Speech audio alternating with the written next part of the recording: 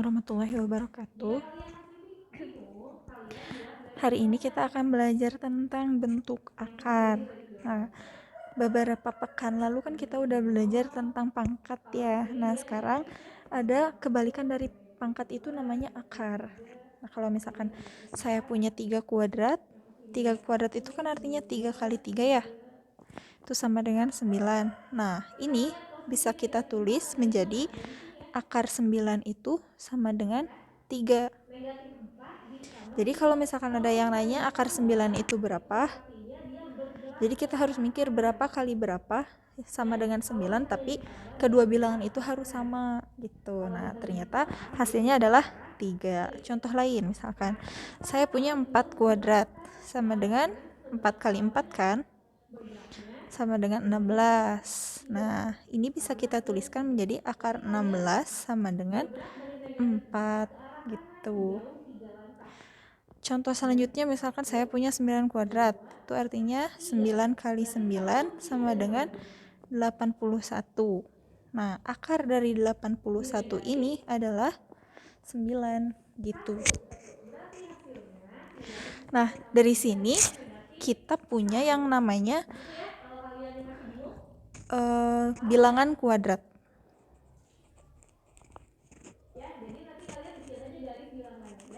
Kalian harus catat materi ini ya, biar kalian ingat terus.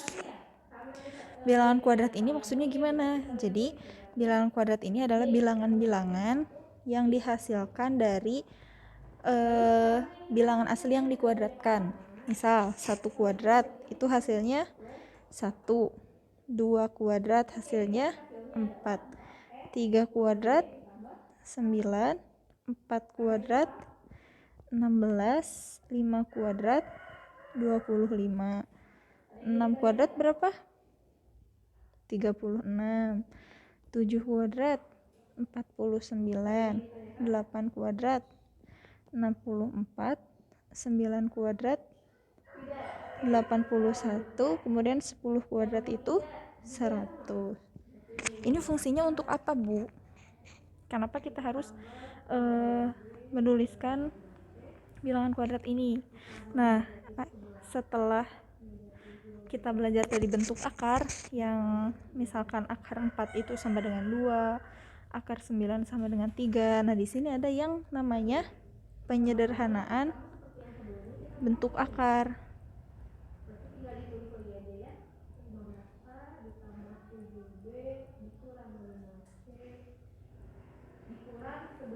Kalau misalkan tadi kita punya misalkan akar 16 sama dengan 4, itu kan langsung ada hasilnya ya. Kalau misalkan sekarang saya punyanya akar 12, itu berapa? Kan nggak ada tuh dua bilangan yang sama dikalikan hasilnya 12, nggak ada kan? Pasti ini hasilnya koma-koma. Nah, di sini biar hasilnya nggak koma-koma, kita akan disederhanakan, kita akan menyederhanakannya gitu. Cara menyederhanakannya gimana? Kita akan mengubah bentuk 12 ini menjadi dua bilangan. Titik-titik kali titik-titik gitu misalkan ya. Nah, bilangan pertama ini dia harus bilangan kuadrat. Salah satu dari bilangan kuadrat gitu. Kira-kira menurut kalian yang bisa membagi 12 di antara bilangan ini semua berapa? Kita harus pilih angka berapa? Kita bisa pilih angka 4, karena angka 4 ini bisa membagi 12. Jadi ini 4 dikali 3. 4 kali 3 itu 12 kan ya? Nah, setelah itu kita pisahkan akar 4 dikali akar 3. Kita pisahkan kalinya gitu ya, akarnya kita pisahkan. Sama dengan akar 4 ini kita bisa keluarkan ya. Akar 4 itu kan 2. Nah, ini menjadi 2 akar 3 gitu. Sehingga akar 12 ini jika disederhanakan menjadi 2 akar 3. Begitu. Selanjutnya, saya punya contoh akar 8 misalkan. Bilangan berapa nih yang harus dipilih di bilangan kuadratnya untuk menjadi bilangan pertama? Yang bisa membagi 8 berapa? 4 lagi kan ya. Nah, berarti 4 dikali 2 sama dengan akar 4 dikali akar 2 sama dengan akar 4-nya itu sama dengan 2. Akar 2-nya tetap akar 2 menjadi 2 akar 2 gitu. Silahkan di pause dulu, ditulis dulu. Kalau udah ditulis, saya akan hapus contohnya. Kita akan ke contoh selanjutnya. Contoh selanjutnya, saya punya akar 45. Kira-kira bilangan pertamanya harus berapa nih? Bilangan kuadratnya yang bisa membagi 45, tapi harus diantara bilangan ini semua, yang di sebelah kiri. Ternyata bisa, 4-nya hilang. Ternyata kita bisa menggunakan yang ini ya, 9. Berarti kita bisa tuliskan di sini 9. 9 kali berapa? Biar menjadi 45. 9 kali 5. Tuh ya. Terus akar 9 kali 5 ini kita pisah menjadi akar 9 dikali akar 5 sama dengan akar 9-nya kita keluarkan menjadi berapa? 3. Akar 5-nya tetap akar 5 menjadi 3 akar 5. Nah gitu cara penyederhanaannya.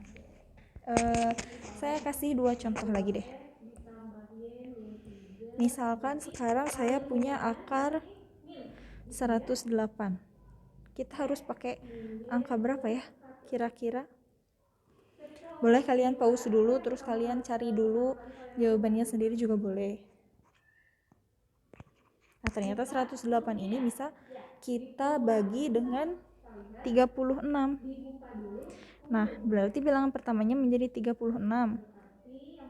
Terus 108 dibagi 36 itu berapa? Oh, ternyata 3 sama dengan, kita pisah menjadi akar 36 dikali akar 3 sama dengan akar 36-nya ini kita keluarkan menjadi berapa? 6 nih yang ini. Berarti jadi 6 akar 3. Contoh terakhirnya, saya punya misalkan akar 147 sama dengan berapa nih? Harus berapa? Nah, kalian boleh pakai kalkulator, dibagi satu-satu gitu ya. 147 bagi 4 apakah bisa gitu, 147 bagi 9 apakah bisa gitu. Terus nah pilih bilangan yang paling besar. Ternyata 147 ini bisa dibagi oleh 49. Kalian boleh pakai kalkulator ya. 49 dikali 3. Kalian boleh pakai kalkulator pokoknya. Nah, 49 kali 3 ini kita pisah menjadi akar 49 dikali akar 3 sama dengan akar 49-nya kita keluarkan menjadi berapa? Ini menjadi 7. 7 akar 3 gitu. Selanjutnya ada tugas. Tadi udah 5 soal ya contohnya. Nah, ini sekarang tugasnya ada 3 soal. Yang pertama, sederhanakan akar 200 jadi berapa gitu ya. Nah, terus nomor 2, akar 75. Terus nomor 3, akar 48. Nah, ini 3 soalnya gitu. Selanjutnya materinya tentang perkalian bentuk akar.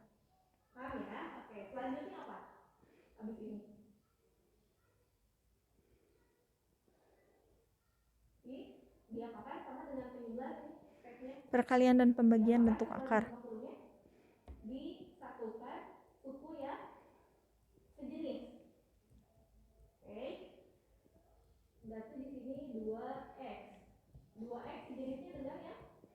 Misal nih contoh, saya punya akar 3 dikali akar 2. Nah, ini bisa kita satukan menjadi akar 3 kali 2. Pokoknya kalau ada perkalian itu langsung aja dikaliin gitu ya, menjadi akar 6 gitu. Sekarang kalau misalkan saya punya 2 akar 3 dikali 2 akar 2. Nah, ini yang di luar akar dikalikan dengan yang di luar akar. Berarti 2 dikali 2. 2 dikali 2. Terus yang di dalam akar sama dalam akar. 3 dikali 2. Akar 3 kali 2 sama dengan di luar akarnya ini menjadi berapa? 2 kali 2 itu 4. 3 kali 2 itu 6. Tapi dia dalam akar tetap ya. 4 akar 6 itu hasilnya. Sehingga bisa kita simpulkan kalau misalkan ada suatu bilangan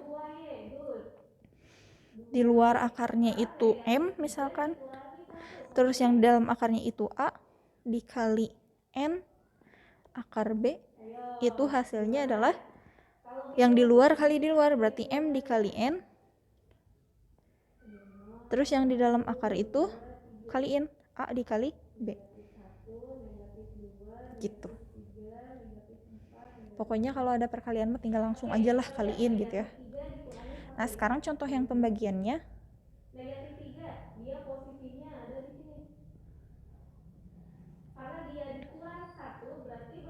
Misalkan saya punya akar 21. Pembagian itu kan bisa ditulis sebagai per ya, dibagi akar 7.